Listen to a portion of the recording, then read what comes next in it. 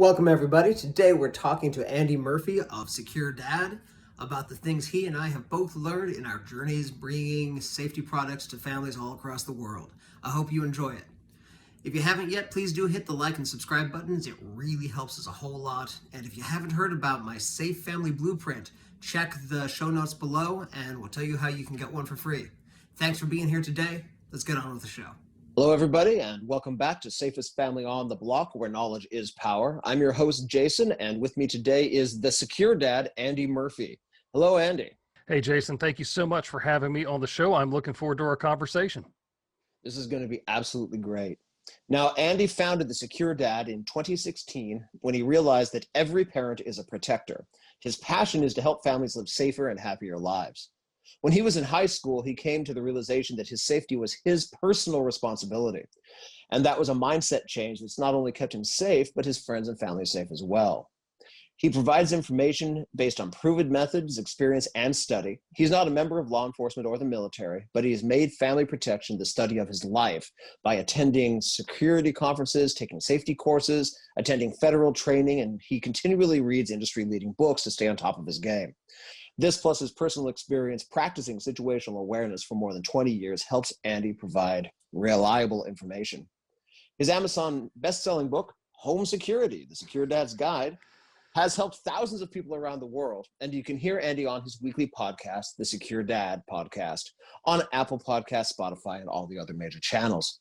And that's actually what brings us together today. Andy and I are doing a two-part interview, so you can go see the first half of it over on his channel. That's, again, the Secure Dad Podcast, and we're finishing up the conversation over here. And what we decided to talk about was he and I are both in very similar gigs right now, where we're taking the information from specialized experts and translating that into a format that parents can understand and parents can apply on a daily basis. And so we just wanted to have a conversation about the things that we learned, the most important things we've learned in our journeys in our various podcasts. And as I said, you can find the first 5 of those over on his channel. And we're picking up with number 6, which was that the most common killers aren't violent. That we watch the TV, we know what sells on the media, we have these fantasies we get from watching certain movies that are awesome movies, but not really reality. And we're aware and alert for human trafficking, our child being kidnapped by a pedophile, being mugged, a home invasion. But these are, statistically speaking, vanishingly rare. And so what we want to be paying attention to is wellness and nutrition, first aid, fire safety, situational awareness, driving safety, putting our damn phones down. Those are the things that are going to keep us safe. Would you agree? Yeah, absolutely. You know, everybody wants to know what to do to be safe in public in the event of an active shooter. And I tell people, like, you've got a better chance of winning the lottery or getting struck by lightning than you do being involved in an active shooter situation. But because, like you said, it's on the media, it's all we ever hear about. So then that's what everybody is afraid of.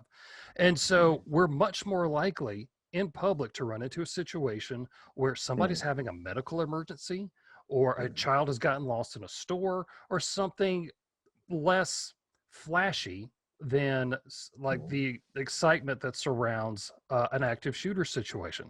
So what we really need to be prepared for is real life. You know, we're much more likely to need first aid skills over some of the other more sexy training that we can go out there and get. It's going to be those sorts of things. And I also think that one of the things that we as Americans, I think, kind of kick to the side is our own health and our own well-being. We don't necessarily take our health seriously. And I'll be one of the first people to say that. You know, I'm one of these folks that I would probably benefit from losing more weight. I have benefited from losing weight. So I know people out there don't want to hear that. Everybody just wants to go on Amazon and buy a solution. But the solution may actually be, can you run a mile? You know, right now, if you had to, can you run a mile? I'm sure you can, Jason. Not well or easily, but yeah, you keep that up. And that's a joke I used to say the whole time in my martial arts training, was that the first self-defense technique I learned was when I joined the track team in 7th grade.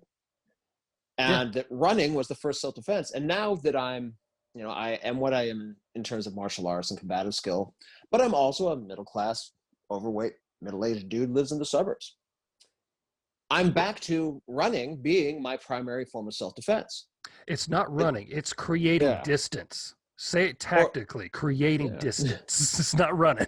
yeah, or avoiding heart disease.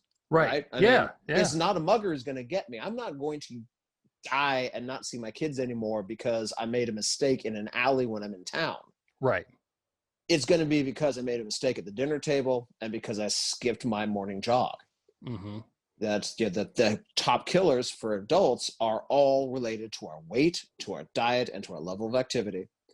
And the killers of children are overwhelmingly accidental death by very simple things. Right. Our very first episode was with a fella named Justin Shore, who was a friend of mine from college. And despite how we behaved in college, he's actually has a career of responsibility where he is now in charge of paramedics at San Francisco International Airport. And we had a conversation about, okay, what child injuries do you see most often that we could just fix? And he used the word preventable Mm-hmm. more than 20 times in that interview. Mm-hmm. And Yeah. you could just see him white knuckling about, if you would just not do this really easy thing. Mm-hmm. Mm-hmm. Yeah. Keep an eye on your kids. Make sure you know what they're No. doing, and don't let them hang off the balcony at a hotel and all sorts of stuff. Yeah. Yeah. Yeah. All those little things. Right. And another little challenge I like to toss out is guns are a hot topic politically. Mm-hmm. I have my opinions, you have your opinions. Mine's much more like a firearm is exactly like my skill saw. It is a tool that is potentially dangerous. It is not the realm of just some irresponsible psychopath, nor is it a replacement for my anatomy. It's just a neutral tool that has a job, and you make a decision about when to use it, when to have it, based on its utility in your situation. But I'll be in conversations with people who are telling me all about their guns and how they have their guns for self-defense and to keep their family safe. And when I ask them when they last charged their fire extinguisher, Mm-hmm. hey, buddy, as parents, we gave up the opt for the sexy right the second our first kid was born. And, this self-defense is sexy. Right. Recharging your fire extinguisher, changing the batteries on fall back and leap forward day. Right. That's not sexy, but it's what's going to save our kids' lives. Right, absolutely. And it's these small things that we do every day that are going to be the reason that we generally don't have a problem because it was preventable. Yeah. I hate to say headlines over the past few weeks have been a 3-year-old found a firearm in a drawer and discharged the firearm, and he died as a result. And that was preventable. That firearm should have either been on the person who owned it, or it should have been locked away. If it's not in use, it needs to be locked away. And so I you cringe at stuff like that. And I hate to even bring that up because I don't want to bring up another family's suffering, but that's a lesson that we all need to learn. It's the little things that we're going to do every day that's going to keep our kids safe.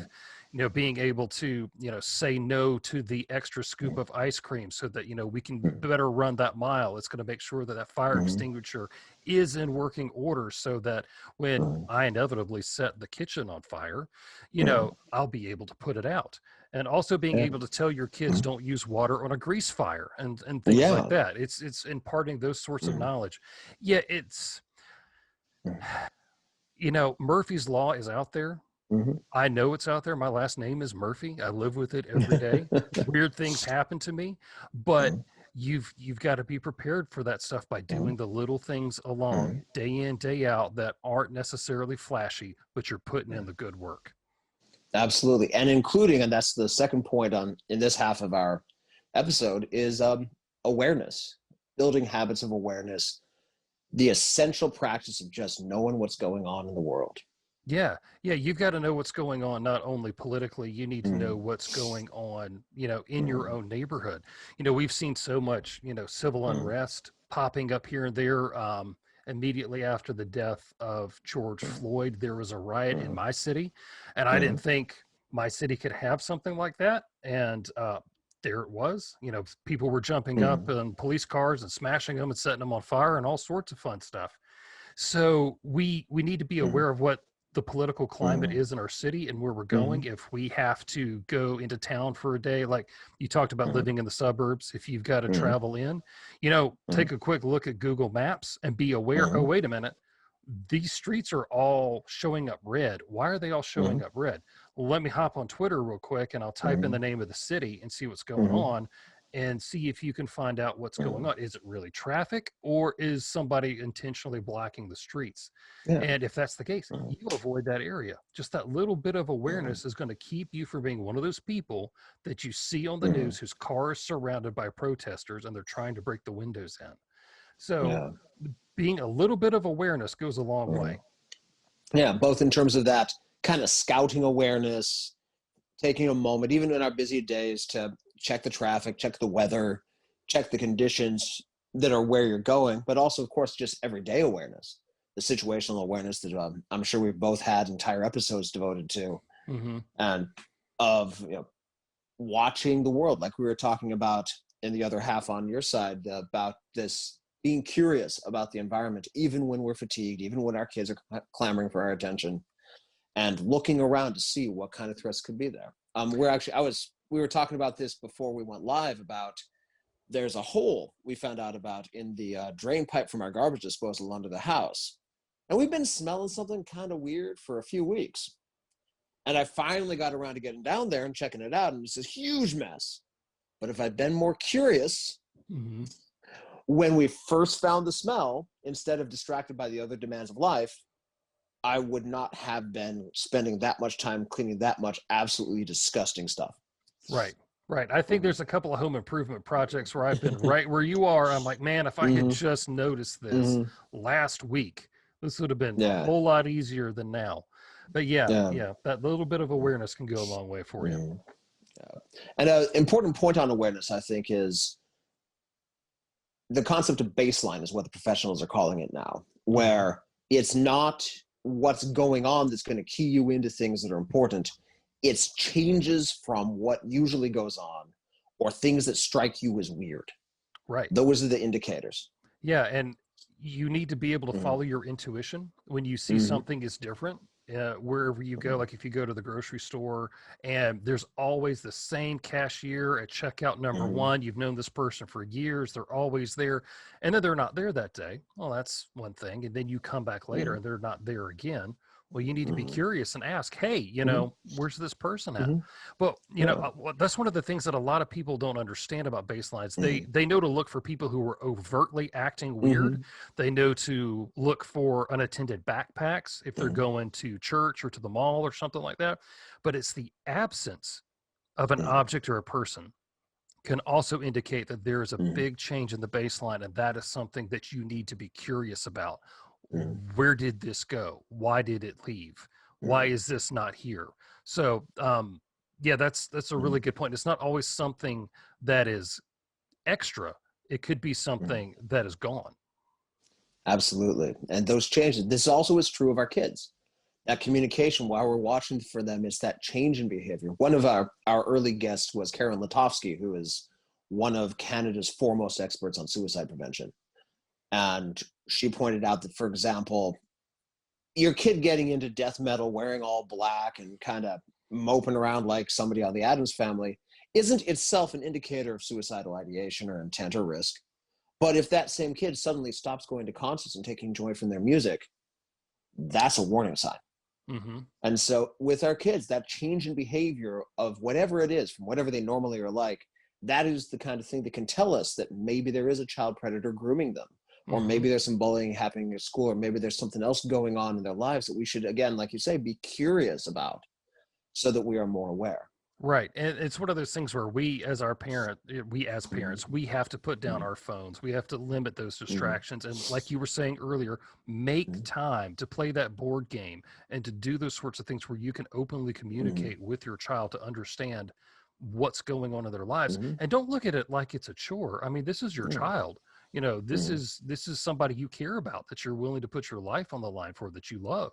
So, you know, be open to making that time. And I know that as adults, we feel like our free time is just eroding away, you know, with commutes and with meetings and Zoom meetings and all this other kind of stuff. But yeah, we gotta make that time. And I'm glad you brought up the point about seeing changes in your kids, because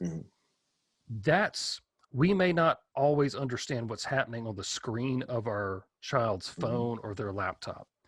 We may not always be able to know what the messages are, but we can see their reaction to those messages, and we can see their reaction to what is going on.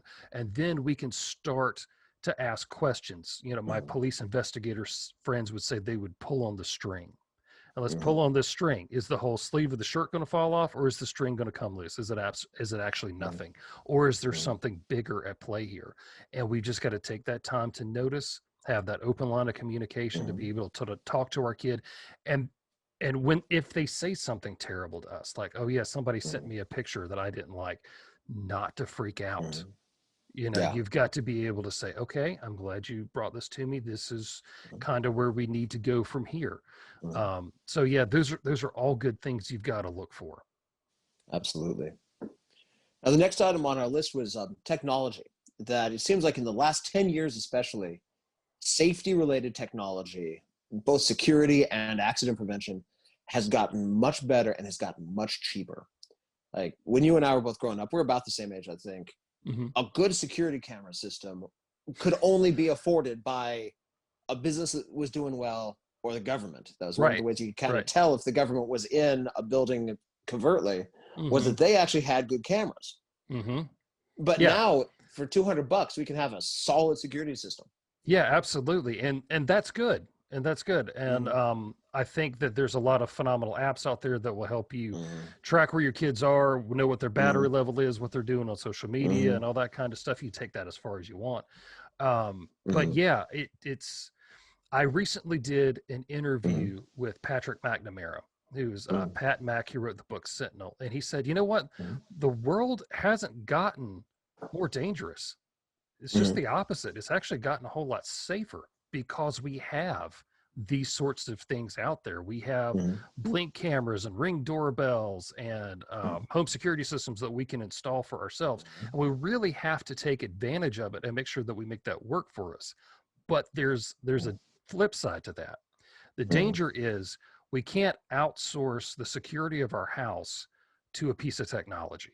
We can't outsource the protection of our children to an app on their phone. We still have to be the adults. We still have to be the parents. We still have to put in the work, because when it comes down to it, it's going to be us, our minds, and our two hands that solve the problems for our children. Absolutely. There's a really interesting and tragic example of that with those infant swim courses, because new kinds of education are a new kind of technology as well. And you saw the video, I'm sure you did too, of the baby being thrown in and swimming to the side like that. Yeah, that gave me a reaction. Yeah. And the thing was, when you could see it and it would happen, but it didn't actually prevent drownings. It made more complacent parents. And so some of the kids could make it, but that was outweighed by the number of parents who were paying less attention when their small baby was near water. And that's exactly, I think, what you're talking about, where this technology can help, but it's not a replacement. It's a tool, just like a hammer, just like we talked about earlier, a gun or a skill saw. Yes, absolutely. Go back to your Conan the Barbarian. What is steel compared to the hand that wields it, right? Yeah. It's just a piece of metal until it's in the hand of somebody who knows how to use it. Yeah, exactly. Absolutely. Yeah, exactly. We can't become complacent. We can't just assume that somebody else is going to save us. We can't outsource our security to somebody else. It's on us. Yeah, and at the same time, there are so many really good, really affordable tools and toys out there to help us do our job better. One that I didn't know about until an interview that I did was, apparently now they build floats that you can put in your swimming pool that will buzz off an alarm or tell your phone if someone gets into it. And it works. It's got a accelerometer in it. So that's awesome. I guess it will probably get set off by a high wind too if you're not careful, but that way if someone splashes into the pool immediately. Right. Right. And that's not an excuse to not put a fence around it and not teach your kid to swim, as we're saying, but it's Right. a hugely valuable tool, and it's under $100. Right. And there's so many tools like that. And what that tool does, it alerts you so you can take Mm-hmm. action. It's not Exactly. that pool float thing is not going to save your Mm-hmm. kid. You're going to be the one that saves your kid. But yeah, that's an extra tool in your Yeah. tool belt. I like that. Mm-hmm. Yeah.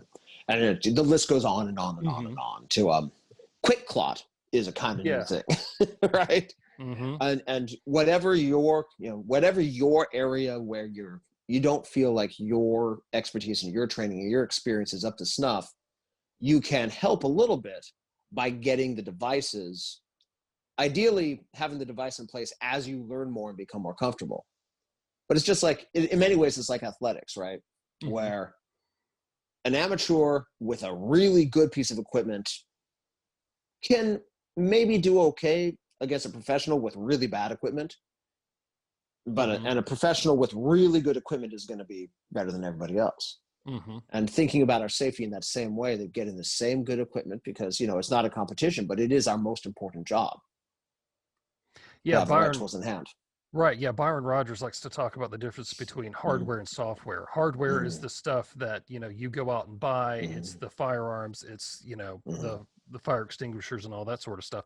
But it's the software. It's the training that really gets your hardware working for you. So if you can be one of these people who can become experienced, even with the bad tools, you're doing pretty good. Yeah. And of course, training isn't just attending a seminar. It's not just watching a TV show or that 5-minute spot on TV when they interviewed Gavin DeBecker or somebody. It's learning a plan, thinking about it, rethinking about it, practice, and honing of skills. Yeah. I tell people all the time they have to adopt a secure mindset, because when you get your mind together, everything else follows. And like you've been talking about, you have that curiosity. Like anytime I've ever done firearms training or self-defense training, it's because I've been curious about it. I've wanted to do it. This becomes exciting for me. And this is something that I realize the more and more that I study, the more and more that I train, the more and more I realize I need more training. I have become more confident, but I also realized Andy 5 years ago didn't know as much as I do now. And I'm sure there's times that you go back and you look at your life, Jason, and you're like, how on earth did I survive that? Yeah. That guy was an idiot. Right? Yeah. Like, good Lord, It's like the argument against getting a tattoo. I have a tattoo, but the argument is, think of you 10 years ago. Were you smart? No, you were an idiot.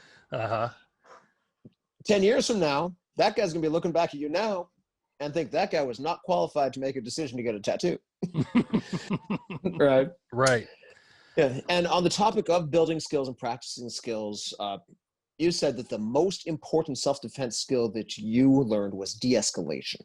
And I have to agree. I mean, the most important physical self-defense skill you can learn is falling, is good old-fashioned break falls. Know how to fall down without getting hurt, because I haven't been in a fight that nobody paid me for since I was like 21.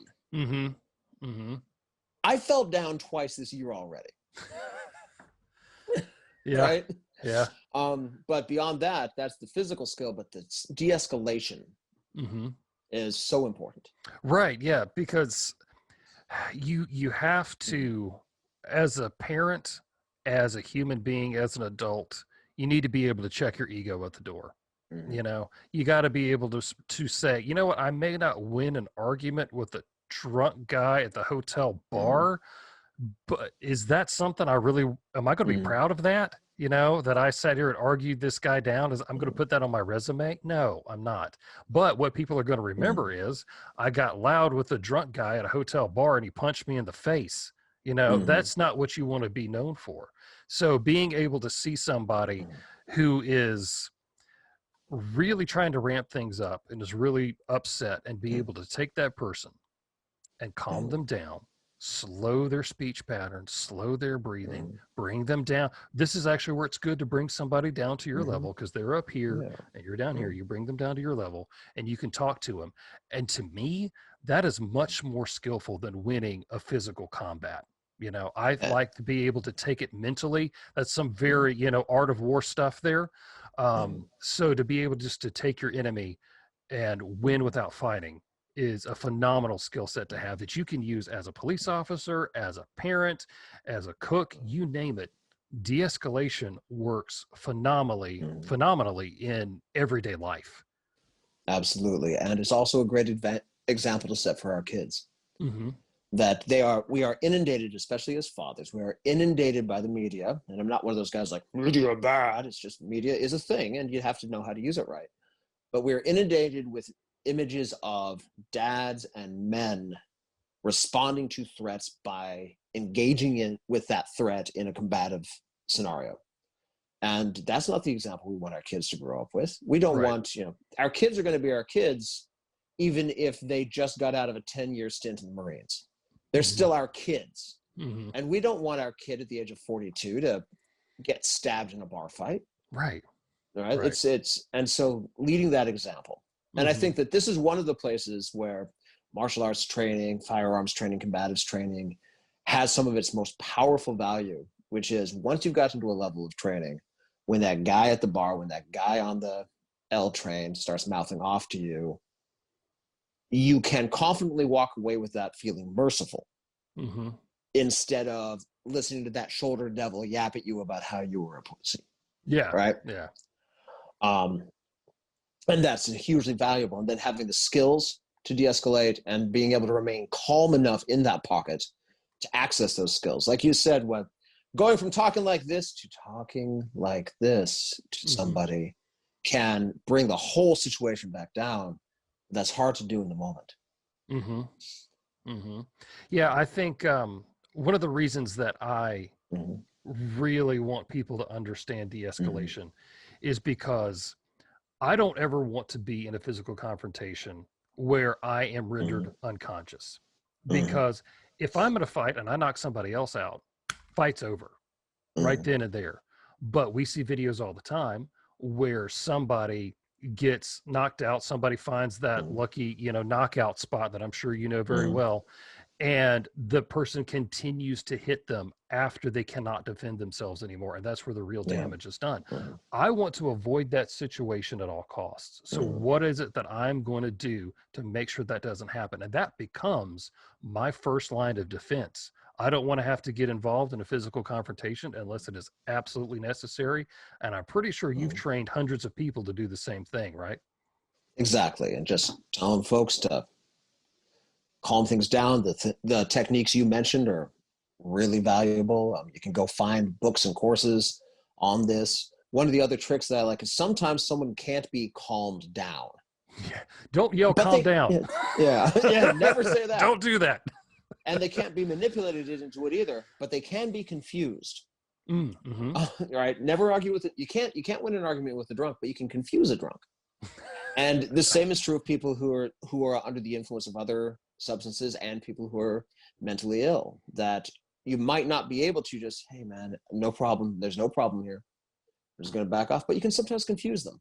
A fellow I was interviewing yesterday for the show was talking about somebody who would just, hey, did you drop this $5 bill? Is this yours? And then walk away, right? Just you completely change. I'm sure that you've probably talked about it in your show and read about scripts, that this aggressive person has a script. He has a way it's going to go. Yeah. And if you can get that record scratch on that script, the whole situation changes. And whether that's doing the, hey man, there's no problem here, or back off, you do not want a piece of this, or John? John Smith from Philadelphia High School. How the hell are you, man? Yeah. Right? Yeah. Any of those tools in your toolbox can work in the right situation. And so there's so many different ways to do that. And they're all, as you say, infinitely better than going hands-on or, God forbid, intentionally or accidentally killing somebody. Right. Yeah. And that's not what we want to do. And I like the idea of, handing the guy $5. You just, because you can now tell your friends, I paid that dude $5 to go away. Yeah. That's a fun story, Yeah. Hey, I like that. Yeah. And the last one on our list that we came up with was, I'm just having a plan for the bad stuff, and then practicing that plan. Now that's of course what martial arts training is about, where Yeah, it's very specific plans for somebody throws a punch at you from this angle, you respond like this, and then it works out or it doesn't work out, and you improvise as you become more skillful. But what are you going to do if the house is on fire? What are you going to do if someone kicks in the door? In our house, because it's a single-story house with 3 different glass sliders in the back, our home invasion plan is identical to our fire plan. Just everybody get the hell out of the house. There's nothing in here that Right. is more important than your lives. There's nothing in here. Just all go and go to the neighbor, call 911. Right. And you know, so many people think that when somebody breaks into their house that they're supposed to go fight them. You know, no. You know, if somebody's breaking into your house at night when you're asleep, they mean you harm. So they're amped up, they're ready for a fight. You were just dead asleep a few seconds ago, and now you think you need to go fight this person who really wants to fight you at night, and you're just in your underwear. That's not a situation that you want to go into. So you need to be able to have a plan to say, okay, how do I get my family out? I like your thing about everybody get out, you know, just like the fire plan. Yeah, and there are some houses where that's less tactically likely. Right. We refer to our house as tactically porous, where if you're in a 2-story house with the front door and the fire ladders, maybe a fire ladder. I hope you have a fire ladder if you're in a 2-story house, right? Yep. Maybe that escape plan isn't as viable, or maybe it's not as quick. So that plan has to be dad takes the shotgun to the top of the stairs, or mom takes the shotgun to the top of the stairs while the rest of the family gets out. But whatever it is, there should be a plan. Everybody should know their role, and you should practice that plan enough that under stress in the dark, just having woken up, and maybe you had one too many beers at dinner and you're a little bit drunk, all of those things, must be able to do the plan under those circumstances. Right, and you can't complicate the plan either. Because, you know, if you're hopped up on cold medicine or something, because I mean, that'll be Murphy's Law. The day, you know, I have to like have a tooth pulled and I'm still, you know, crazy from the medicine, that'll be the night somebody breaks into my house. And like, I still have to be able to execute the plan. So let's not complicate it so that you, in less than ideal circumstances, you can pull it off. Like you were saying, don't make it anything that it doesn't have to be. Assign roles to people, make sure that those roles are simple, because I'm sure, as you know, and all the stuff that you've done in your life, when you get into a fight, when you get into a threatening situation, your adrenaline is going to take over. Your fine motor skills are going to diminish. You're going to get tunnel vision. All those things happen to you, and it's annoying because you really do need those skills when something goes wrong. But you need to be able to keep it simple and be able to execute that plan. And again, if you wait to that moment where your adrenaline's pumping and you've got that tunnel vision, that's not the time to make the plan. At that point, you've got to move on. You've just got to get out. But go ahead and take the time today, put in that work day in, day out, make that plan, and don't be afraid to talk about it. Don't be afraid to talk about that at dinner. Just say, you know, hey, to the kids, if the kitchen caught on fire right now, where would you go? Yeah. What would you do? And I think it's important to involve the kids. A lot of parents put off that conversation because they're afraid that they're going to scare their children. Absolutely. But the fact is, if your child is old enough to understand the conversation about the plan, they have already imagined the thing you're about to talk about. And what's more frightening to your kid? Imagining a situation without a clear answer and a clear plan, or understanding that it is a possibility, but knowing what their parents are going to do to keep them safe, knowing the best practices to stay safe, and knowing what they specifically in the moment can do to help everybody be safe and be part of the team of your family in the middle of that plan. Which of those is scarier to a kid? Yeah, absolutely. Right. And let's say, you know, you look back on a situation. Would you have rather your kid had been fully prepared for that fire in the kitchen or not, because you didn't want to be the one who destroyed their innocence? You're the parent. We have to train them up in the way that they're going to go. We got to be the ones that tell them, because if they don't learn life skills from us, where are they going to learn it from? They're going to learn it from the internet, and the internet is not always reliable. No, absolutely. And back to the point that you were making about simplicity, one of the most important things we can do for planning for emergencies is, you know, that booklet at the office that has the guidelines for all the emergencies that could happen. And there's one for a tornado, there's one for a hurricane, there's one for a fire, there's one for a chemical spill. That's too many plans. Yeah. Most Right. of our houses need just a bug-in plan and a bug-out plan, Yeah. Yeah. and that's it. Right. Well, the And lawyers are the ones who write those mhm, pamphlets. They're got to yeah, be able to say, we said to our employees they mhm, know how to handle a chemical spill, even though this yeah, is an accounting firm. They should yeah, have known. We're not liable. So, yeah. exactly. Hmm. And for us, it's really simple. Should be a plan for if you all have to get together because something bad's going on outside, whether that's civil unrest, whether it's a natural catastrophe, whether it's a global pandemic, and we're all just kind of hanging out with nothing to do, and we lost our last deck of cards, Hmm. whatever it is. And then Hmm. one for everybody needs to get out and rally somewhere and decide what to do next. Hmm. And those are the only plans our houses need, and we should have those. Everybody in the house should know exactly what to do, and we should practice it enough that they can do it even under, like you said, hopped up on cold medicine in the middle of the night. All right. Well, this was awesome, Andy. Yeah, man. This was fun. I always enjoy sitting down and Mm-hmm. talking to somebody of who Mm-hmm. is curious just like I am, who has been able to go through Yeah. all of these Mm-hmm. sorts of things and think them out and be able to see them Mm-hmm. through and challenge yourself to be able to understand. Mm-hmm. I don't know how I would have reacted in that situation. So let me think about it so that if it Yeah. ever does happen, I'm going to be ready. I like that. I appreciate that. I appreciate you. I'll tell our viewers. I found out about Andy when I was doing my initial market research, and this is back to de-escalation. So, okay, that's the competition. That's the guy who's doing what I want to do when I grow up. So I can be in competition with him, or we can be friends. Right. I don't see this as being in competition because Exactly. we all have a good heart that we want to help Yeah. families. We want to help people live safer, Exactly. happier Mm-hmm. lives. And so there is no Mm-hmm. competition here. It's if you get the information from me, wonderful. Mm-hmm. If you get it from Jason, wonderful. As long as Mm-hmm. you are better off because of you took the time to listen to Right. somebody. That's what it's all about. I absolutely agree. And thank you everybody for coming in and watching today. Do check out Andy's half of this on his podcast. I'll put the URL down there in the show notes, both for this episode in particular and for his podcast and his other resources. Jason, I appreciate it, buddy. Thank you so much. Thank you, man. Really appreciate it.